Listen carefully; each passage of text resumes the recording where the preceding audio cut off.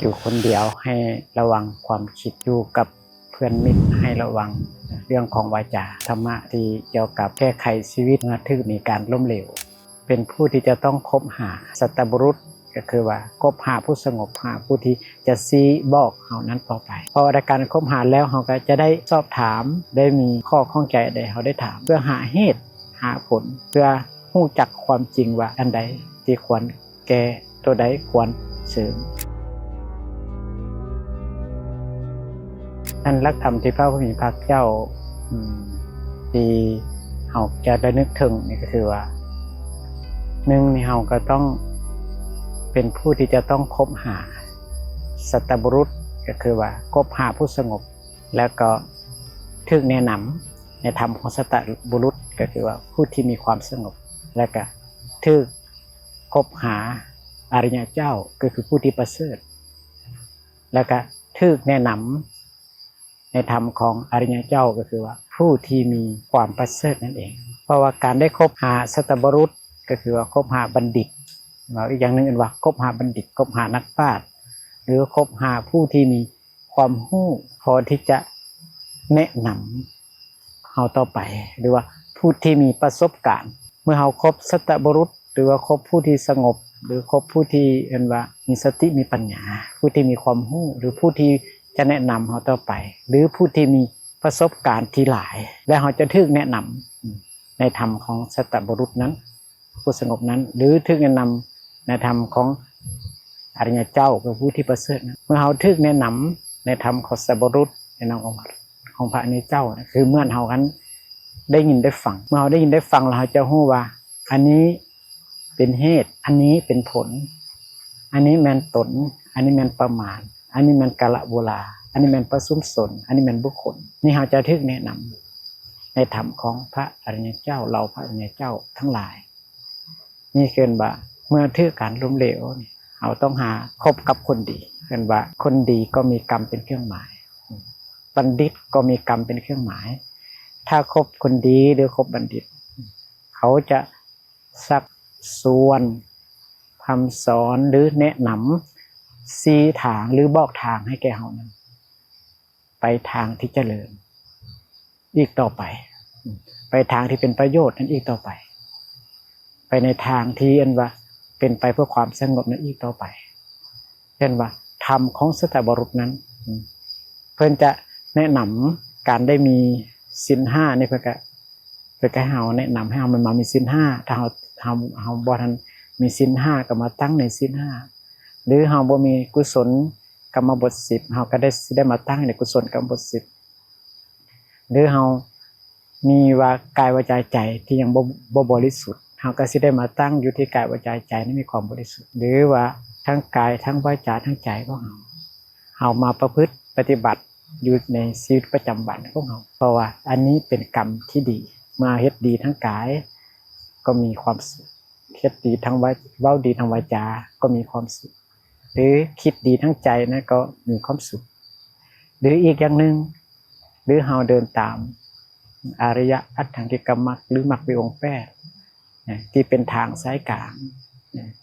เป็นทางที่บ่แม่นเค็งเกินไปแล้วก็บ่แม่นหยาบเกินไปเป็นทางมัชฌิมาปฏิปทาเป็นทางเดินสายกลางนับแต่ความเห็นก็เดินเป็นกลางได้นับแต่ความดำริความคิดไปก็เป็นกลางได้หรือการเบ้าจาก็จะเป็นไปกลางเป็นกลางได้การงานก็เป็นไปทางสายกลางได้หรือการเลี้ยงชีพก็เป็นไปเพื่อทางสายกลางมีความภาคเพียรมีความพยายามก็เป็นไปเพื่อการเดินสายกลางการมีสติก็เป็นไปเพื่อการเดินสายกลางการมีสมาธิก็เป็นไปเพื่อการเดินสายกลางเพราะว่าเส้นทางนี้เป็นเส้นทางที่อันประเสริฐที่สัตบุรุษที่เดินหรืออริยะเจ้าเสดินหรือบัณฑิตทั้งหลายนั้นเขาเดินหรือผู้มีปัญญาเขาเดินหรือผู้ที่เขามีประสบการณ์เรียนรู้ได้หลายวิธีนั้นที่เขาเดินแล้ว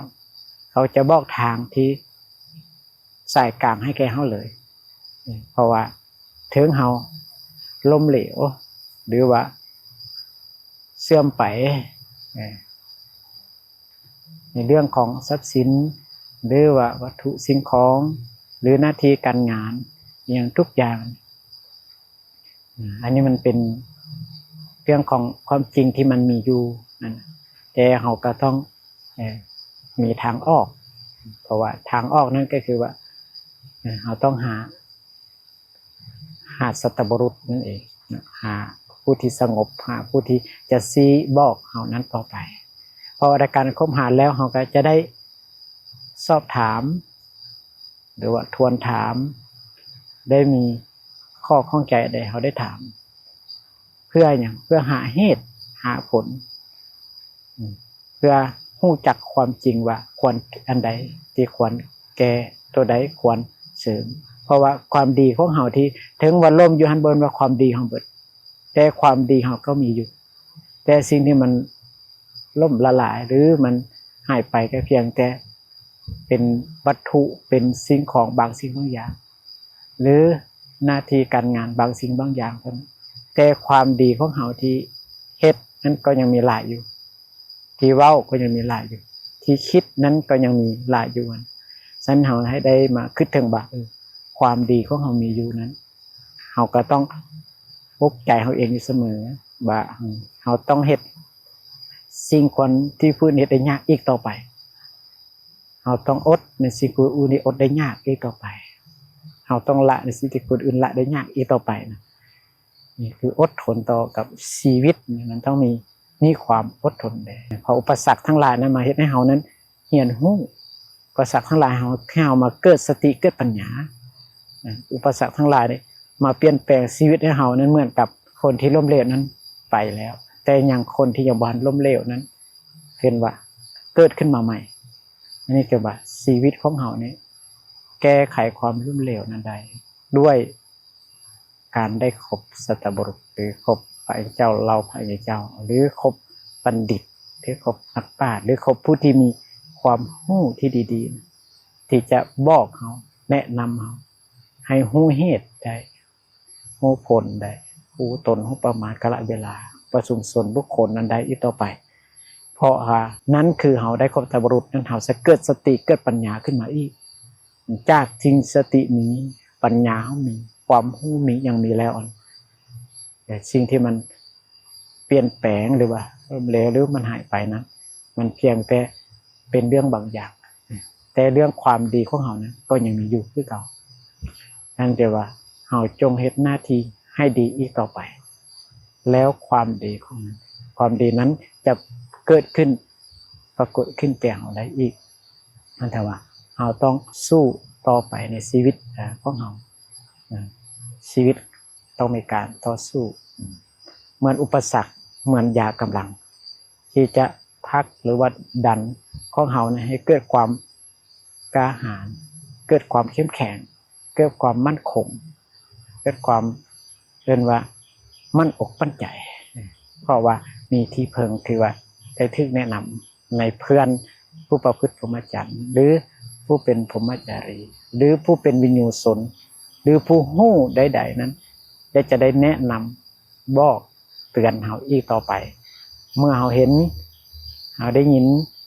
สิ่งใดเป็นโทษเราก็สังรวมคืนตามธรรมเพื่อความเจริญของบุญถ้าสิ่งใดที่มันเจริญแล้วก็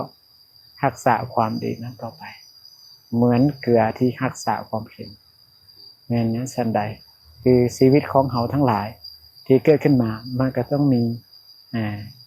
การเปลี่ยนแปลงเพื่อได้รู้จักความจริงที่ธรรมชาติที่มันมีอยู่นั่นก็สู้ต่อไปหาความสงบได้เมื่อเข้าใจได้มันก็สามารถที่ลุกขึ้นมาต่อสู้ได้ไหมเพราะว่าการสู้นั้นกำลังของเรานะคือจะมีสมาธิกำลังของเรานะคือปัญญากำลังของเรานะคือความเพียรกำลังของเรานะคือสติกำลังของเรานั้นคือ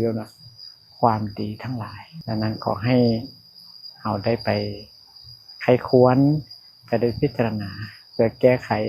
ในชีวิตของเราที่มันล้มเหลวหรือว่ามัน